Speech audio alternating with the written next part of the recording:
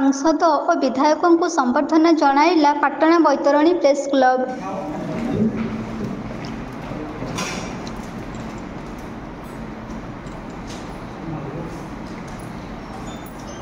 केन्दुझर जिला नवनिर्वाचित सांसद अनंत नायक एवं पाटणा निर्वाचन मंडलीर विधायक अखिल चंद्र नायकों को बैतरणी प्रेस क्लब द्वारा संबर्धना करा जायछि।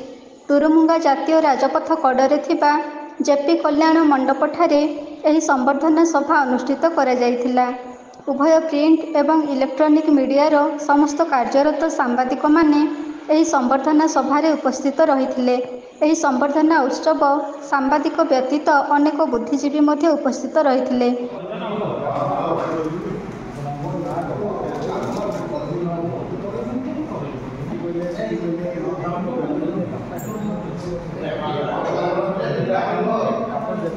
बैतरणी प्रेस क्लब्र सभापति शांतनु कुमार बेहेरा, उपसभापति तापस कुमार साहू, संपादक वासुदेव सिंह, सह संपादक केदारनाथ नायक, कोषाध्यक्ष बाबुला नायकों द्वारा आयोजन होइथिबा बेले कार्यरत सांबादिक प्रभात कुमार साहू, देवानंद महांत, रमेश चंद्र नायक एवं भरत चंद्र नायक सहयोग करथिले।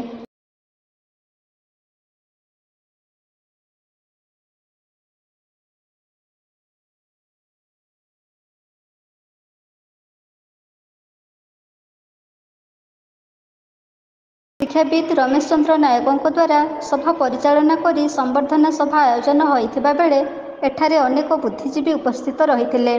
नवनिर्वाचित प्रतिनिधि को पुष्पगुच्छ सहित उपढौकन देई संबर्धित करा जायथिबा बेले बीजेपीर वरिष्ठ कार्यकर्ता मचिराम साहू को मध्य संबर्धना दिया जायथिला।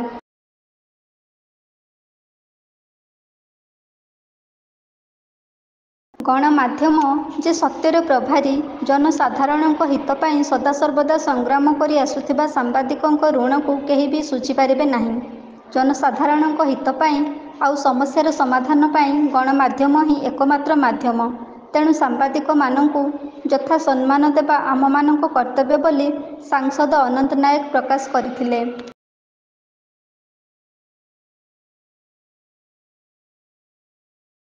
पाटणारू देवानंद महांतଙ୍କ रिपोर्ट एबी न्यूज।